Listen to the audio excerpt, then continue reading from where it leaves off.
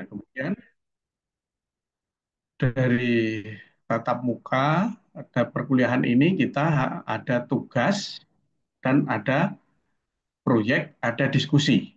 Gitu ya. Kenapa seperti itu? Karena itu memang tujuan ketika Anda menulis skripsi, Anda harus mampu nanti presentasi di depan publik, berarti Anda harus mampu diskusi, menjawab pertanyaan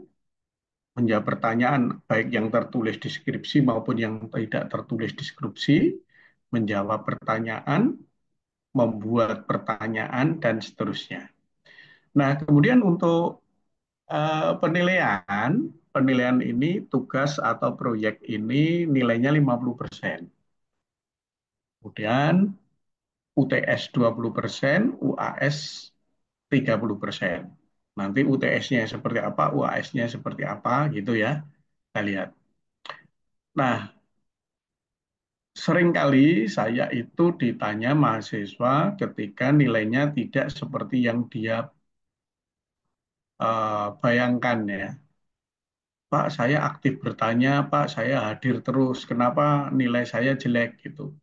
Nah, kehadiran, aktif bertanya, kemudian disiplin, hadir tepat waktu, itu adalah etis ya, itu aturan dasar di dalam suatu sistem perkuliahan.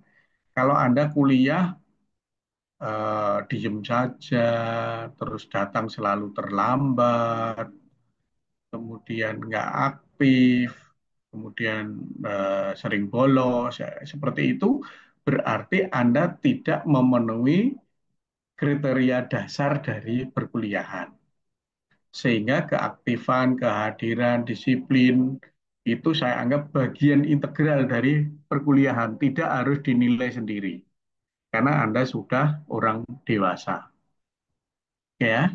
Nah, kemudian dari pengertian SKS, dua SKS itu 100 menit tatap muka atau tatap maya, 100 menit tugas terstruktur, dan 100 menit tugas mandiri. Ya, bentar dulu kita tunggu ya, karena sedang adzan di tempat saya.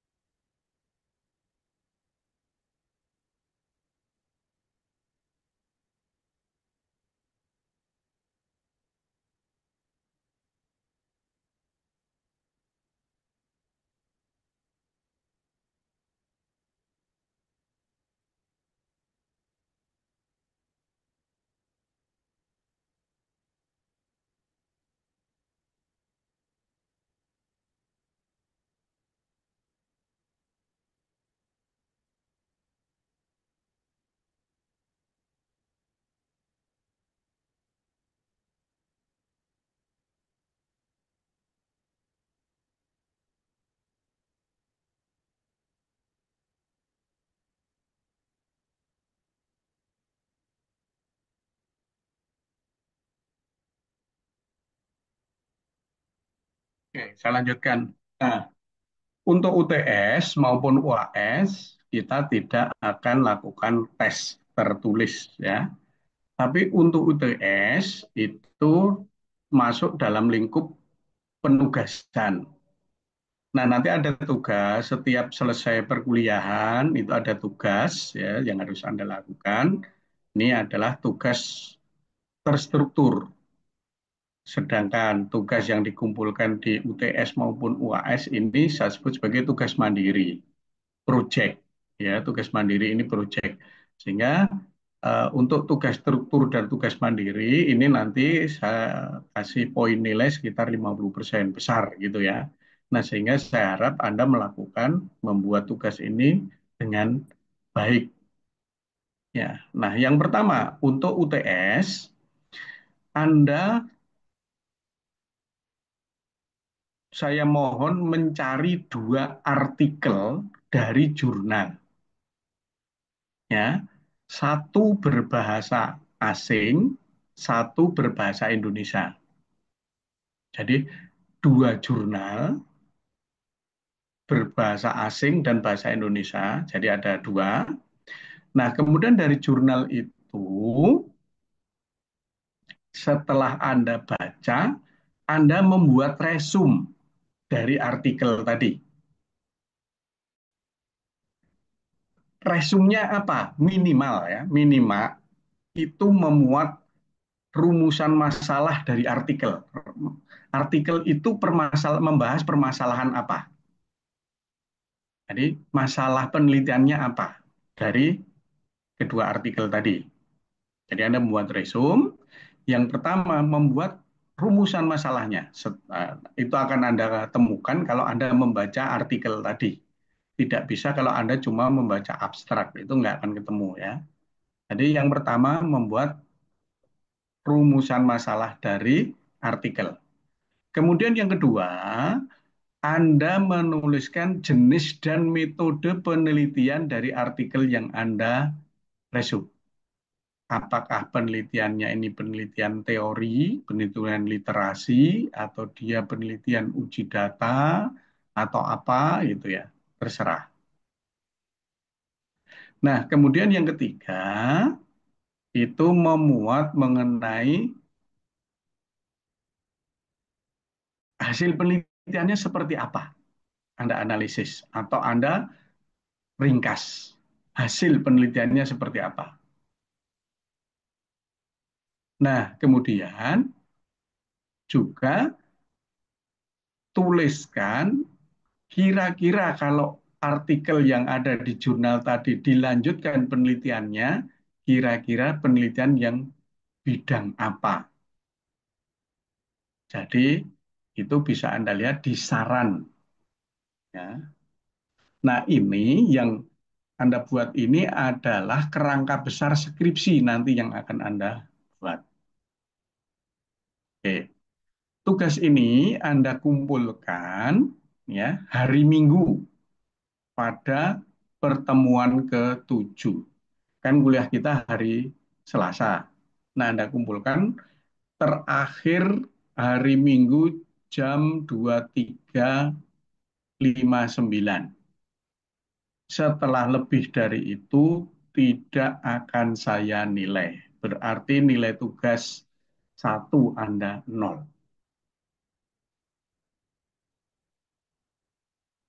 Ya, tugas Anda kan nol. Gitu ya. Jadi kalau lebih dari jam 23.59 hari Minggu, nilainya nol. Untuk yang UTS ini ada pertanyaan dulu.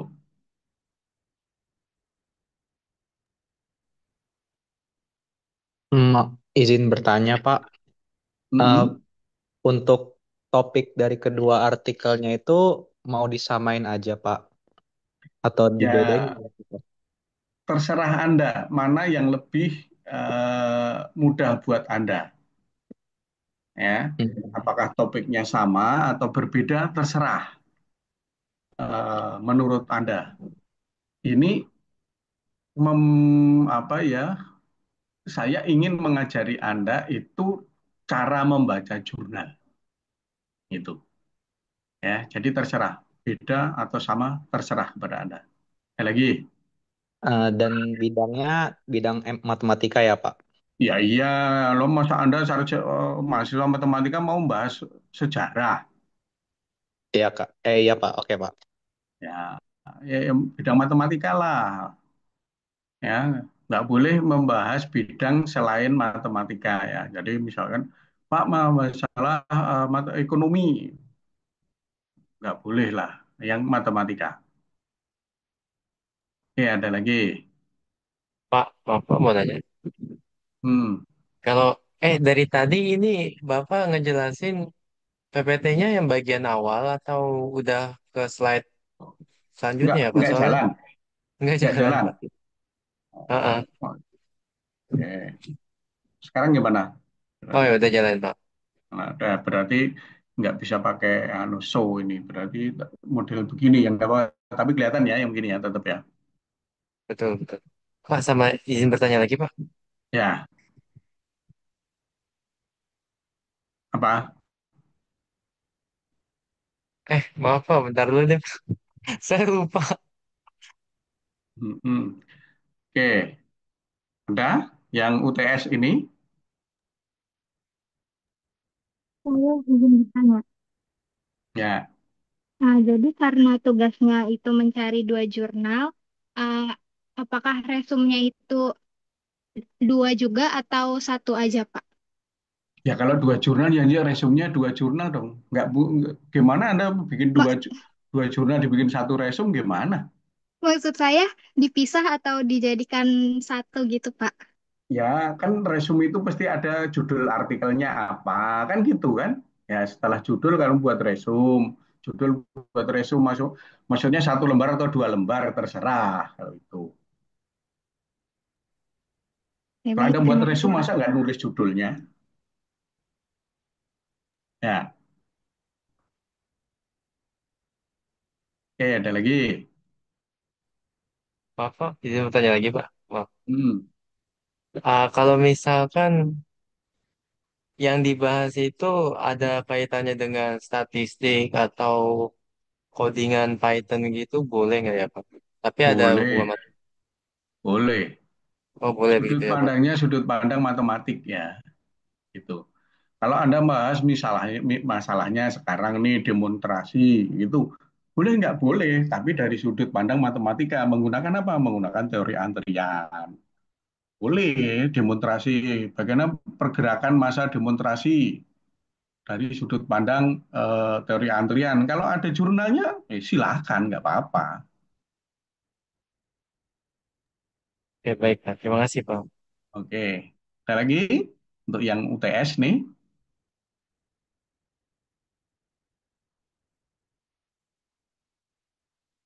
udah. Nah, terus yang kedua, untuk UAS Anda membuat rancangan penelitian yang saya harap itu menjadi cikal bakal skripsi Anda. Jadi ketika nanti mengambil SPS, Anda sudah punya bahan, tidak berangkat dari nol. Nah, Anda membuat rancangan penelitian yang memuat minimal judul. Kemudian yang kedua, alasan pemilihan judul. Nah, alasan pemilihan judul itu tidak bisa subjektif. Misalkan, saya memilih judul ini karena saya suka. Itu nggak boleh ya. Kalau seperti itu bukan ilmiah namanya. Berarti ketika, oh saya memilih judul ini karena ada jurnal yang mengatakan demikian, ada buku yang mengatakan demikian, ada tulisan orang yang mengatakan demikian gitu. Jadi ada dasar ilmiahnya. Kemudian setelah alasan pemilihan judul, ada rumusan masalah. Masalahnya apa? Setelah rumusan masalah, Anda tulis juga rancangan kajian teori dari sudut pandang matematika. Kajian teori matematikanya apa saja yang akan Anda tuliskan untuk membahas menyelesaikan rumusan masalah itu. Kemudian ada juga kalau misalkan Anda menggunakan data, itu Anda tuliskan juga rancangan analisis datanya seperti apa. Kalau Anda tidak menggunakan data karena ilmu murni, maka Anda tuliskan kira-kira implementasinya seperti apa. Kemudian yang terakhir ada referensinya. Referensi minimal 5. Nah, ini nanti dipresentasikan pada pertemuan ke-13 sampai 16. Oke, ada pertanyaan mengenai UAS, materi UAS ini.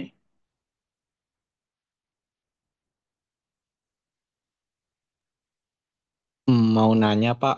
Ya, Dan nanti itu misalkan lagi eh, udah bagian presentasinya nih, nanti Bapak mm-mm. bakal yang kayak dosen pembimbing gitu nggak yang judulnya kenapa gini, begini, begini, begini, Ya dan semua lain-lain gitu. mahasiswa, tidak hanya saya, semua mahasiswa juga wajib bertanya juga.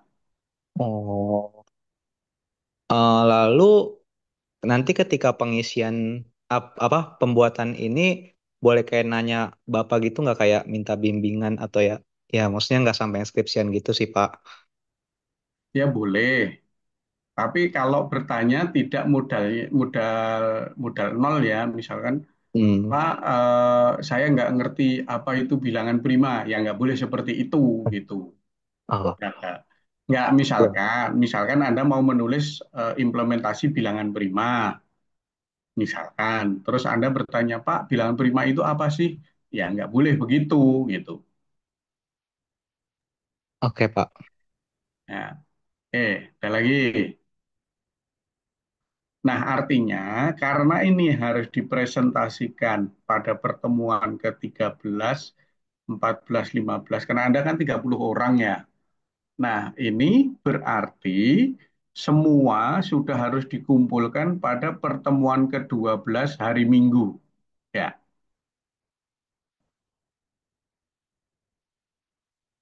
supaya adil sehingga yang maju nanti diundi. Tidak ditentukan dari awal, diundi yang maju siapa itu jadi semuanya siap. Oke, ada yang ditanyakan?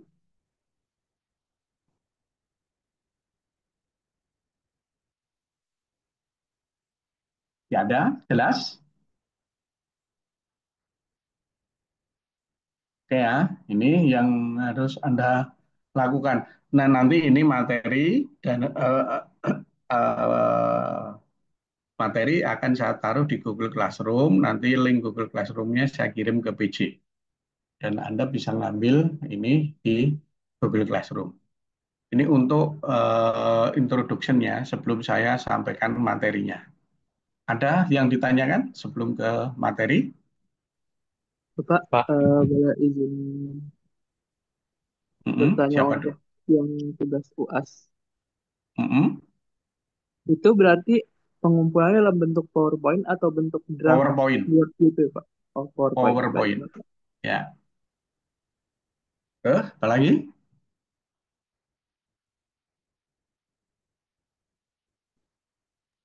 Ada lagi nggak? Pak, mau nanya yang untuk tugas UAS, Pak. Hmm.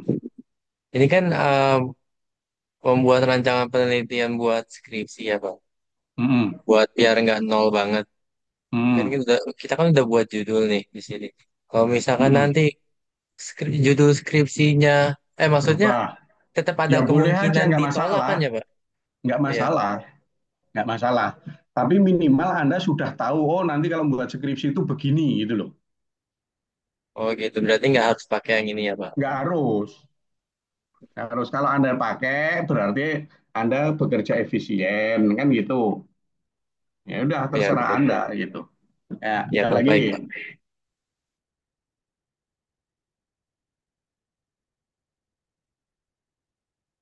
Oke, ada lagi? Enggak? Nah, oke, kalau enggak, saya ganti ke materi ya.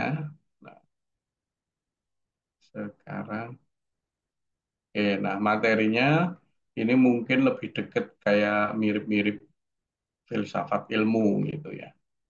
Nah, kita akan membicarakan ilmu pengetahuan, metode ilmiah, dan penelitian. Oke. Nah, sebenarnya penelitian ini dasarnya seperti apa sih? Nah, penelitian itu untuk menjawab masalah. Nah, masalah itu apa? Masalah itu adalah perbedaan antara harapan dan kenyataan. Harapannya A, kenyataannya B. Maka perbedaan antara A dan B ini yang kita katakan sebagai masalah. Nah, masalah itu dirumuskan menjadi pertanyaan penelitian. Nah, pertanyaan penelitian yang paling simpel untuk kita melakukan penelitian itu bisa 5W 1H atau bisa saja 3W 1H atau 2W 1H. Terserah yang Anda pakai. Yang paling sederhana adalah 2W dan 1H, yaitu what, why, and who. Apa, mengapa, bagaimana. Ya, 2W 1H, yang paling sederhana. Where, when, who, itu bisa itu jawabannya lebih mudah. Tapi yang paling jawaban penelitian adalah ini. What, why, and who. Nah, untuk menyelesaikan masalah itu ada dua metode yang dikenal di kita, di masyarakat seluruh dunia. Ya, itu ada dua metode. Yaitu metode pertama, metode ilmiah. Yang kedua, metode non ilmiah atau pendekatan ilmiah dan pendekatan non ilmiah. Pendekatan ilmiah ini yang kita katakan sebagai penelitian. Sedangkan pendekatan non ilmiah itu bukan termasuk di dalam penelitian. Bedanya apa? Kalau misalkan ini ada contoh kasus, si A ini sakit perut selama seminggu. Nah, ada pendekatan ilmiah, ada pendekatan non ilmiah untuk mencari sebab sakit perutnya ini. Kenapa yang dicari sebabnya, bukan solusinya? Kalau solusinya itu untuk menjawab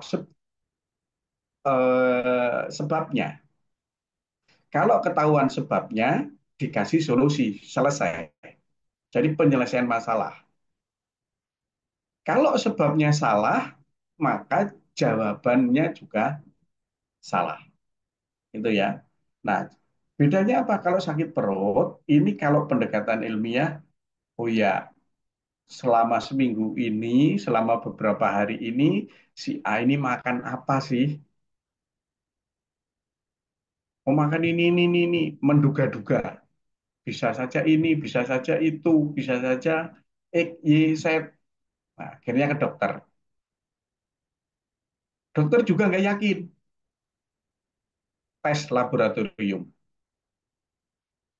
Dari tes laboratorium, oh, dikasih obat.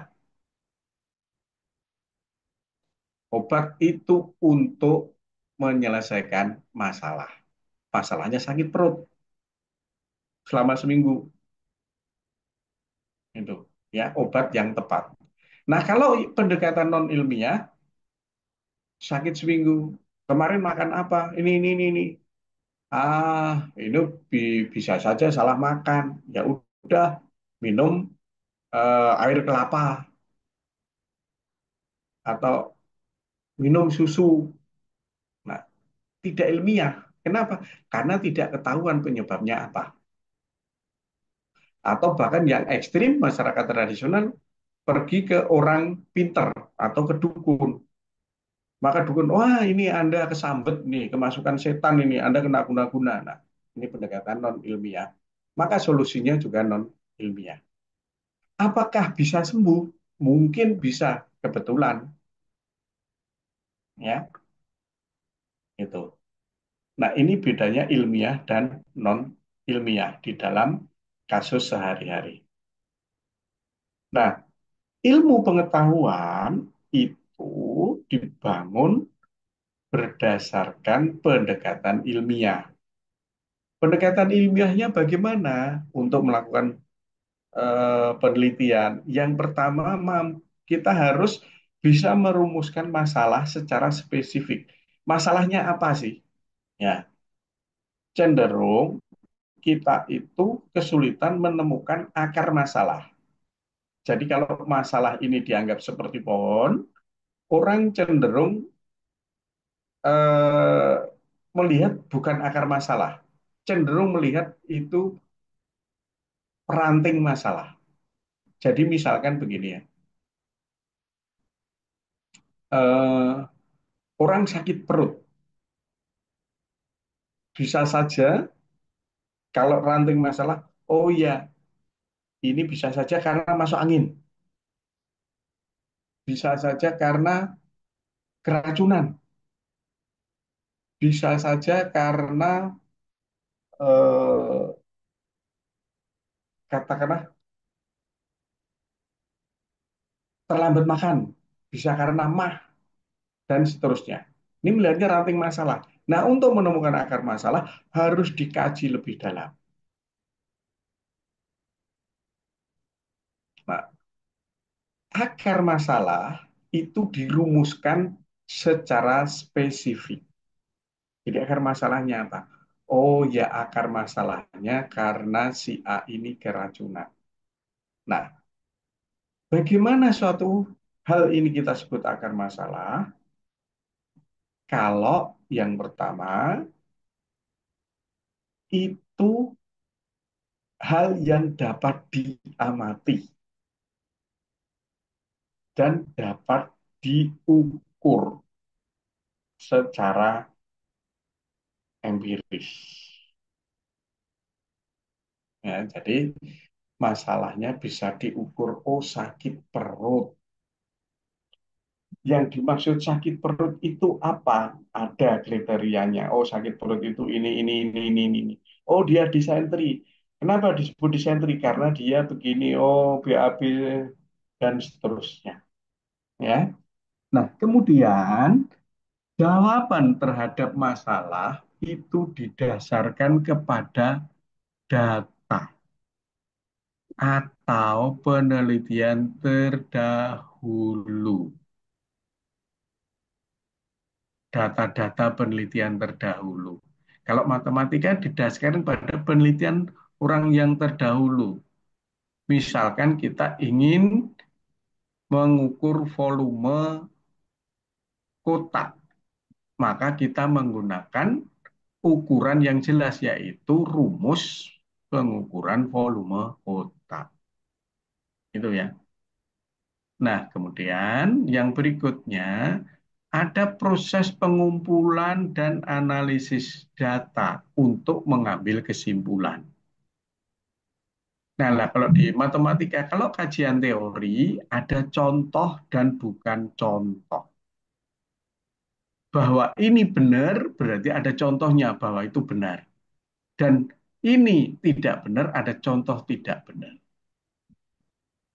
Kalau berlaku untuk semua berarti menjadi suatu teorema. Oke. Nah, kesimpulan yang muncul itu bebas diuji orang lain. Tidak bisa kesimpulan yang dimunculkan, wah itu hanya saya yang tahu, orang lain nggak tahu. Nggak bisa dong dibandingkan penelitian saya dengan penelitian itu. Nggak bisa. Nah, di dalam penelitian ilmiah tidak bisa seperti itu. Nah, supaya tidak terjebak dengan pendekatan non-ilmiah, Anda harus merumuskan masalah itu jelas dan spesifik. Kalau rumusan masalahnya tidak jelas, maka Anda akan terjebak kepada pendekatan non-ilmiah. Kemudian ya intinya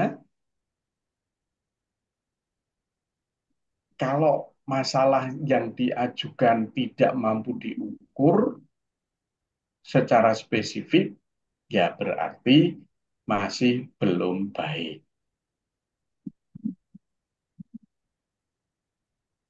Ya, nah hindari di dalam penelitian itu prasangka, intuisi, kebetulan, dan coba-coba supaya waktu kita tidak habis.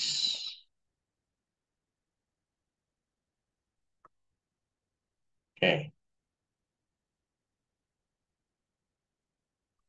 Nah, sekarang apa sih sebenarnya ilmu pengetahuan itu? Apa sih sains?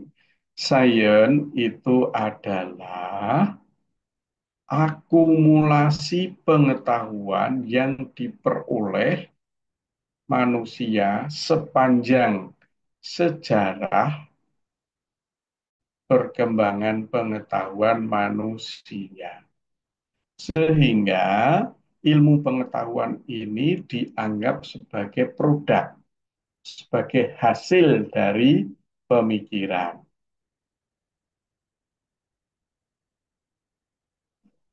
Misalkan ya kita, oh Einstein menemukan rumus teori relativitas. Oh Pythagoras menemukan rumus panjang sisi miring kuadrat sama dengan dua sisi jumlah kuadrat sisi yang lain, misalkan gitu. Jadi dianggap sebagai produk dari pemikiran. Nah, pengetahuan itu juga diperoleh melalui prosedur ilmiah, sehingga pengetahuan dianggap sebagai proses yang logis. Maka matematika itu dianggap sebagai ilmu pengetahuan karena diperoleh melalui proses yang logis. Bisa-bisa deduktif, bisa-bisa induktif. Ya. Eh,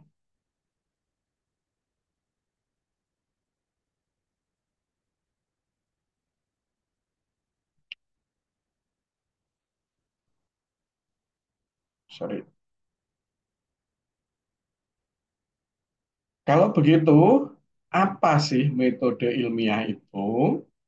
Metode ilmiah adalah mekanisme atau cara untuk mendapatkan pengetahuan melalui prosedur yang sudah terstruktur secara logis. Nah, terstrukturnya apa? Yang pertama, ada kebutuhan yang objektif. Jadi kebutuhan objektif ya, bukan subjektif. Nah, ini kebutuhan objektif ini biasanya dituliskan di latar belakang. Kemudian yang berikutnya, adanya rumusan masalah yang jelas dan spesifik. Rumusan masalah jelas dan spesifik. Misalkan bagaimana mengukur angka kebutuhan gizi minimal didasarkan pada umur dan jenis kelamin di Provinsi Jawa Barat. Misalnya kayak gitu. Jelas, spesifik. Tapi kalau rumusan masalah, apakah hujan berpengaruh terhadap hasil panen? Nah, itu rumusan masalahnya tidak spesifik. Kenapa tidak spesifik? Hujannya iya, tapi panen di sini panen apa? Apakah panen padi, apakah panen singkong, apakah panen buah. Nah, di sini kurang spesifik. Jadi harus dirumuskan secara spesifik dan jelas. Nah, kemudian yang berikutnya,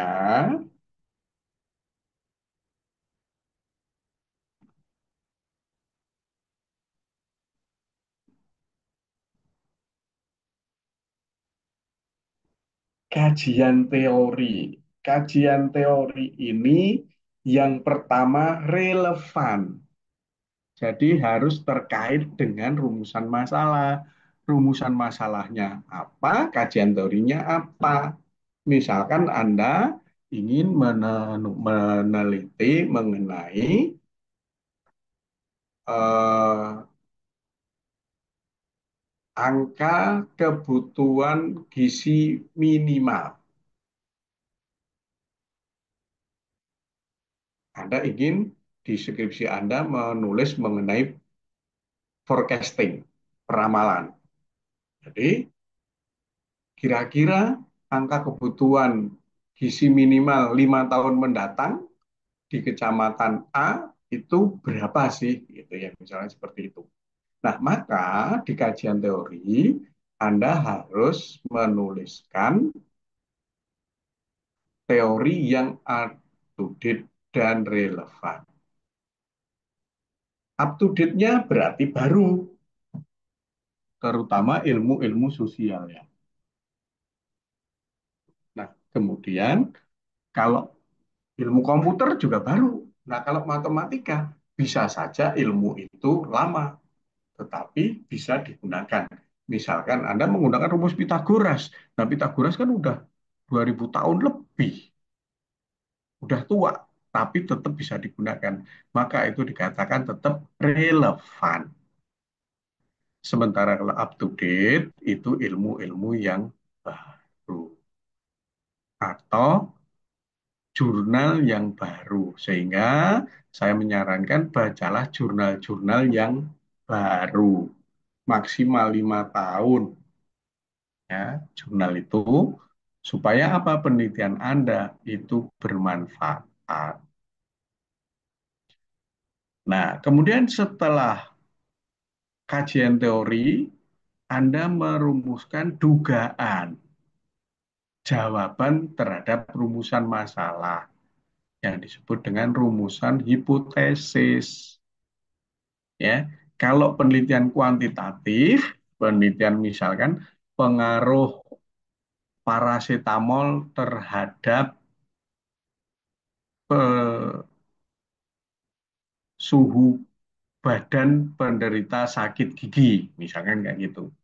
Nah, hipotesisnya ada nggak hubungannya antara parasetamol dengan suhu badan orang yang sakit gigi? Hipotesisnya, rumusan masalahnya ada tidak hubungannya, gitu kan? Nah, terus hipotesisnya ada hubungan, tidak ada hubungan. H0-nya ada hubungan, H1-nya tidak ada hubungan. Misalkan seperti itu. Jadi ada hipotesisnya. Nah, hipotesis itu adalah jawaban sementara terhadap rumusan masalah. Apakah hipotesis harus selalu ditulis di dalam penelitian? Tidak harus ditulis. Kalau penelitiannya itu penelitian kuantitatif yang menggunakan data lapangan, hipotesis harus ditulis. Tapi kalau penelitiannya ini penelitian pengembangan, penelitian literasi, hipotesisnya tidak harus ditulis. Tetapi itu merupakan panduan peneliti untuk menjawab rumusan masalah. Nah, setelah hipotesis itu ada pengumpulan data, informasi, fakta di lapangan.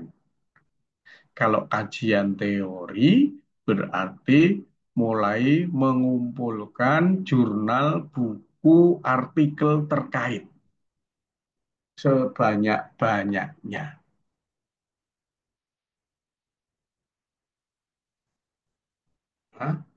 dari pengumpulan data informasi itu dilakukan analisis. Jadinya nanti apakah penelitian kualitatif atau kuantitatif atau pengembangan atau kombinasi atau literasi. Nah, setelah itu jawaban terhadap rumusan masalah yang disebut dengan kesimpulan. Nah, karena kesimpulan itu bukan titik simpul mati, maka ada yang namanya saran atau peluang untuk orang lain melanjutkan penelitian kita. Saran itu adalah apa yang dilihat peneliti, apa yang sudah dilihat peneliti, tetapi belum dilakukan penelitian. Sehingga peneliti menyarankan orang lain untuk meneliti apa yang sudah dilihat oleh peneliti tersebut.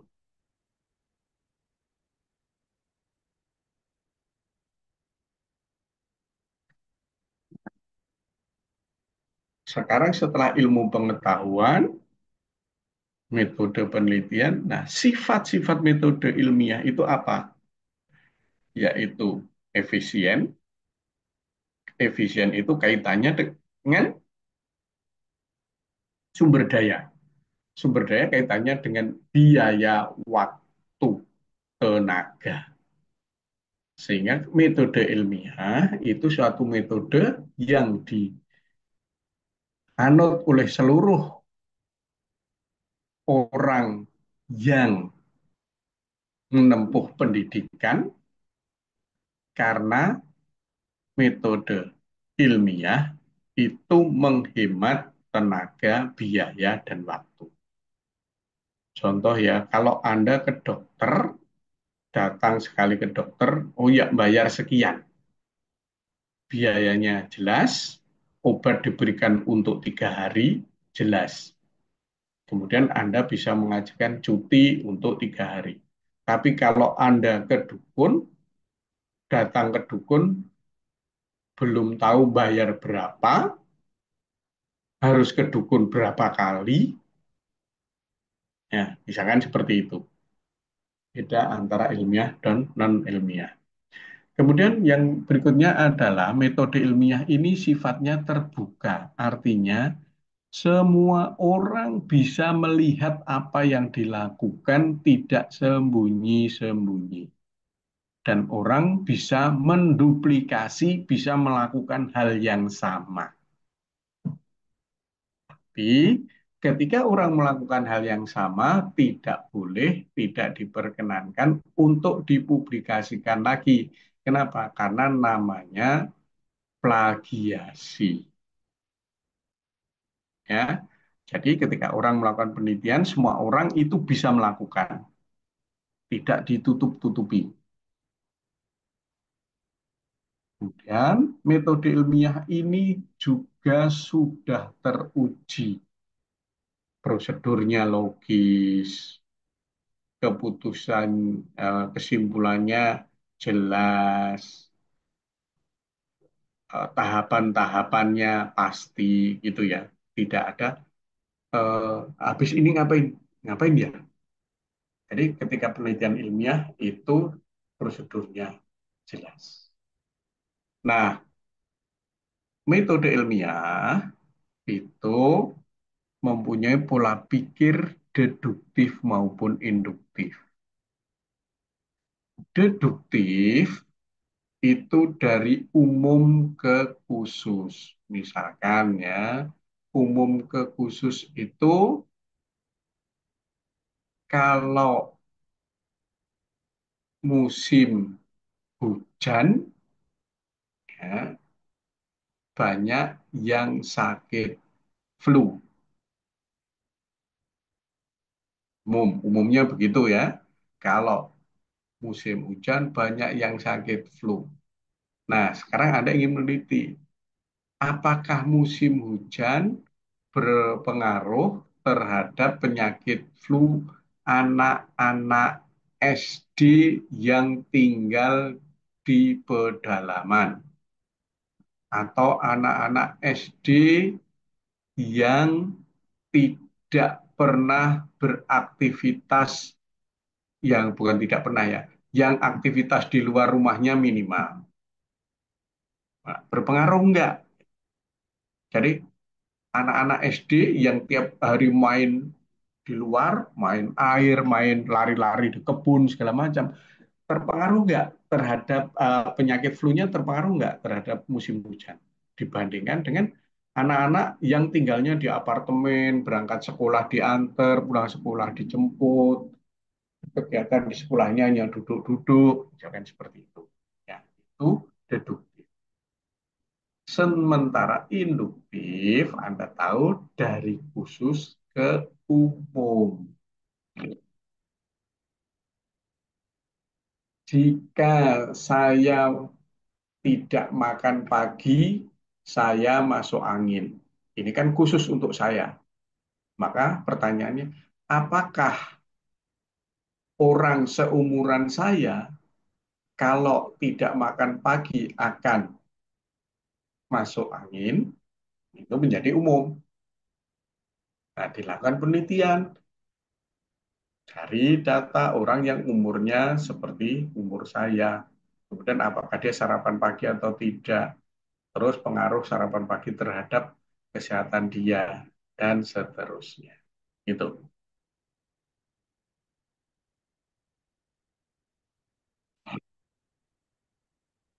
Eh,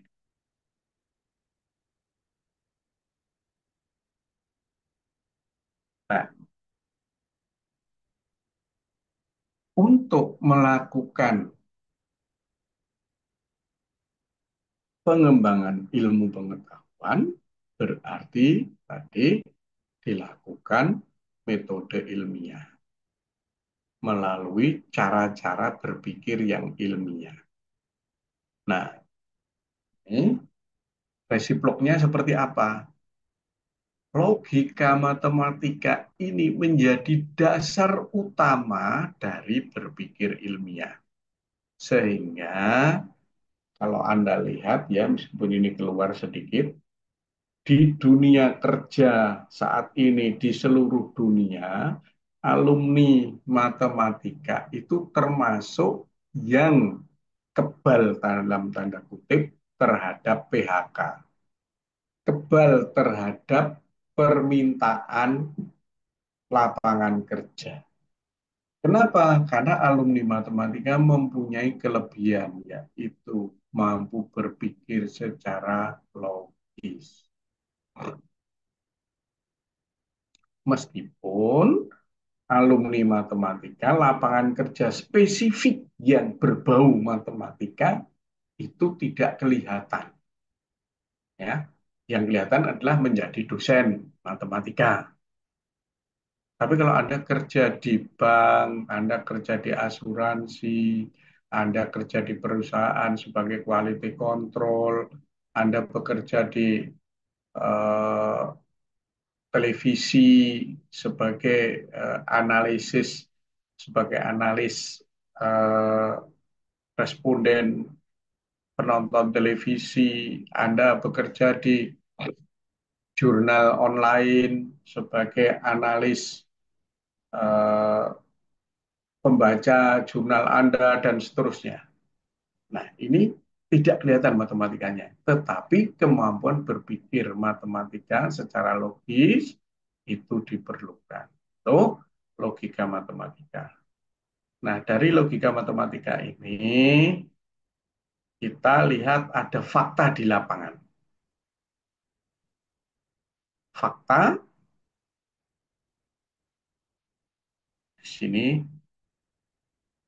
alatnya statistika untuk menguji induksinya, menggunakan metodologi penelitian untuk melakukan pengujian.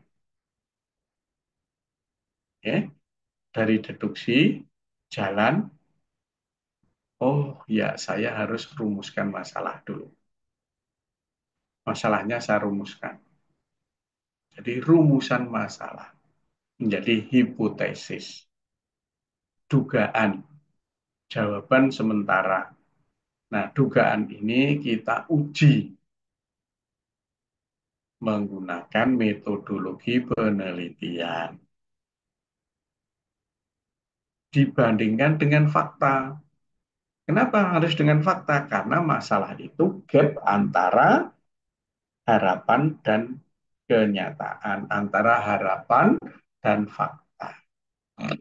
Dari fakta, dengan menggunakan statistika, dengan logika induksi, muncullah khasanah ilmu pengetahuan. Ya, ini pola berpikir ilmiah.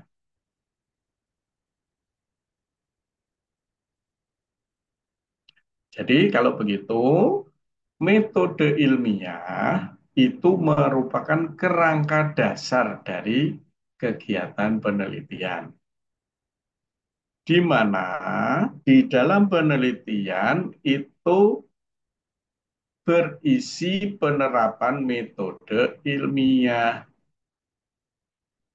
Artinya apa? Artinya setiap penelitian itu harus didukung ilmu pengetahuan dan metode ilmiah. Gitu ya. Jadi ini kalau saya gambarkan ada ilmu pengetahuan, ada metode ilmiah, ada penelitian saling terkait. Ilmu pengetahuan inilah gunanya untuk mempermudah kehidupan manusia. Oke. Nah, kalau begitu, ilmu pengetahuan dan penelitian itu gunanya untuk apa sih? Pertama, itu untuk forecasting, menggambarkan, mendeskripsikan. Ya, jadi deskripsi secara jelas dan cermat hal-hal yang menjadi masalah yang dipersoalkan. Kemudian mampu menerangkan hal-hal yang mendasari terjadinya peristiwa.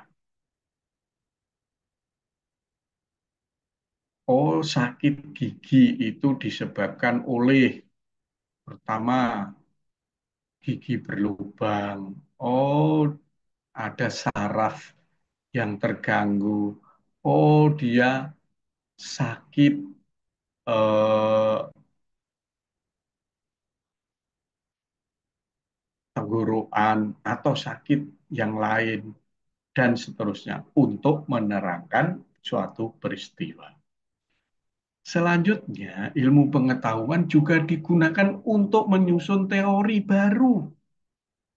Kalau matematika, misalkan ya, ah apa ya, misalkan begini, di dalam bilangan real itu berlaku. Kalau ada dua bilangan real, maka dua bilangan real itu selalu bisa dibandingkan. Artinya apa? Artinya bisa jadi dari dua bilangan real itu satu lebih kecil daripada yang lain, atau satu lebih besar dari yang lain, atau kedua bilangan itu sama. Itu kalau bilangan real. Nah, terus pertanyaannya, apakah itu berlaku juga untuk bilangan kompleks? Nah, ternyata, oh tidak, ternyata di bilangan kompleks tidak berlaku sifat trikotomi. Nah, lahirlah ilmu baru, misalkan gitu ya. Kemudian berikutnya, ilmu pengetahuan digunakan untuk peramalan, forecasting. Nah, ini banyak banget kakak-kakak kelas Anda itu yang menulis skripsi terkait dengan forecasting atau pengambilan kebijakan. Kalau forecasting misalkan ya, forecasting impor bahan bakar minyak. Nah, dengan menggunakan apakah Arima atau Arma atau AR, akan diramal berapakah impor bahan bakar minyak 2 bulan ke depan. Boleh ditulis menjadi skripsi, boleh. Itu peramalan. Kebijakan misalkan, ya itu perempatan Pemuda itu kalau jam 7 sampai jam 9 selalu macet. Salah satu sebabnya adalah lama warna merah dari lampu lalu lintas sama.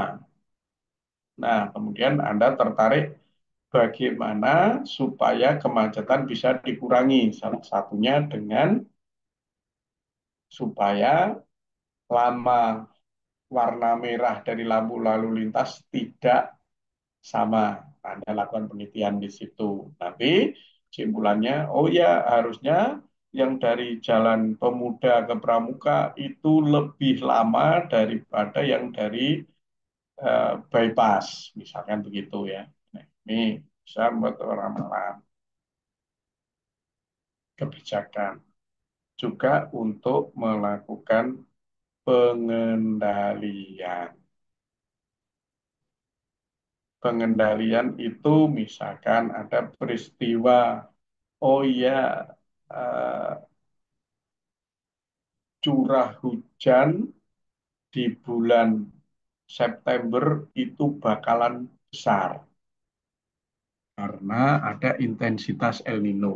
Nah, melalui kajian ilmiah, maka harus dibuat pengendalian hujan melalui mekanisme hujan diturunkan di laut sebelum masuk ke Jakarta. Jadi ada pengendalian. Oke. Nah, sekarang apa yang saya sampaikan itu ada pertanyaan.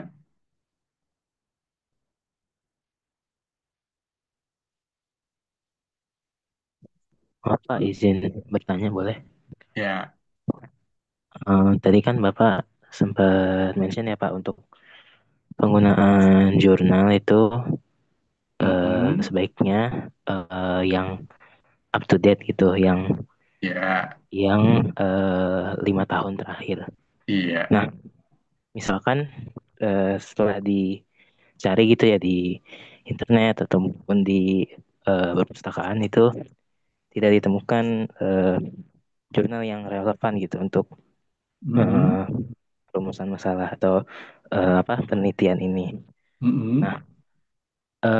apakah diperbolehkan Pak untuk menggunakan jurnal yang mungkin sudah agak kurang up to date gitu Pak? Mungkin udah 10 tahun umurnya gitu, tapi masih relevan eh, terkait penelitian suatu penelitian gitu. Boleh, boleh. Ya, karena gini, ada masalah relevan suatu saat, ada suatu masalah yang suatu saat itu masalah itu menarik. Terus tiba-tiba berhenti. 10 tahun kemudian masalah itu menarik lagi orang untuk meneliti. Maka ketika tertarik lagi orang meneliti, maka referensinya kan pasti jurnal yang sudah lama. Boleh. Contohnya ya, contohnya misalkan begini. Eh 5 tahun yang lalu yang namanya big data itu menarik jutaan orang untuk meneliti big data. Nah, sekarang ini sudah tidak ada lagi orang yang meneliti mengobrak-abrik masalah big data. Sekarang ini orang tertarik ke machine learning, nggak big data lagi. Tapi kalau misalkan ini tahun depan ada orang yang tertarik mau, Pak, saya mau menulis mengenai big data, tapi jurnal 5 tahun terakhir nggak ada, Pak. Adanya 5 tahun yang lalu. Boleh nggak? Ya boleh. Contohnya gitu ya. Oke, ada lagi? Baik, terima kasih Pak. Ya, oke, ada lagi?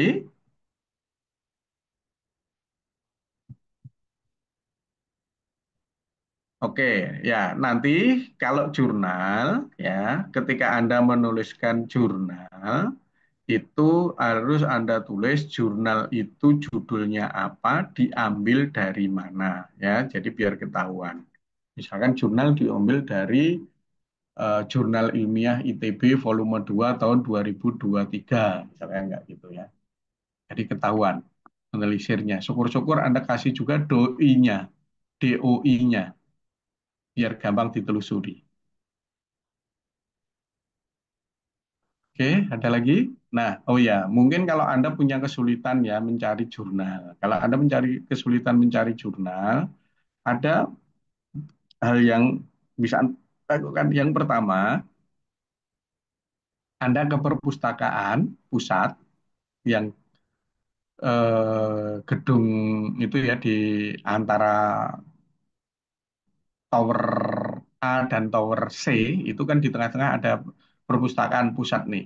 Anda ke perpustakaan pusat, di sana perpustakaan UNJ itu berlangganan EBSCO.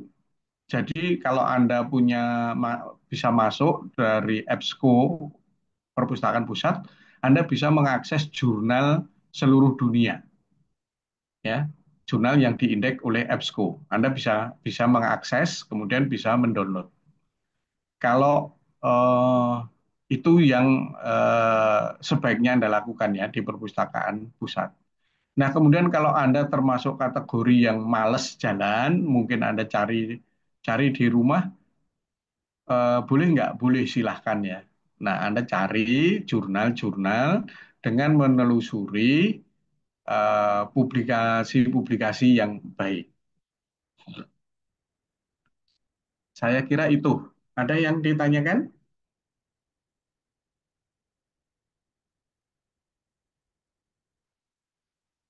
Oh ya, kemudian saya juga berharap eh, sebisa mungkin ya, tapi tidak harus tidak harus ya. Jurnal yang Anda reverse itu berbeda ya. Jangan 30 orang itu cuma dua jurnal ya. Ada dua jurnal dipakai untuk 30 orang gitu. Jangan ya. Jadi saya harap tiap orang itu bisa membuat resume dari jurnal yang berbeda. Oke, saya kira itu aja. Terima kasih. Nanti saya buat link ke Google Classroom-nya, materinya saya taruh di sana. Kalau nggak ada pertanyaan selanjutnya. Saya kira saya cukupkan sekian. Terima kasih. Assalamualaikum warahmatullahi wabarakatuh. Waalaikumsalam Waalaikumsalam. warahmatullahi wabarakatuh. Waalaikumsalam warahmatullahi Waalaikumsalam. Saya Makasih, live Pak. ya. Terima kasih, Pak. Makasih, Pak. Sama-sama.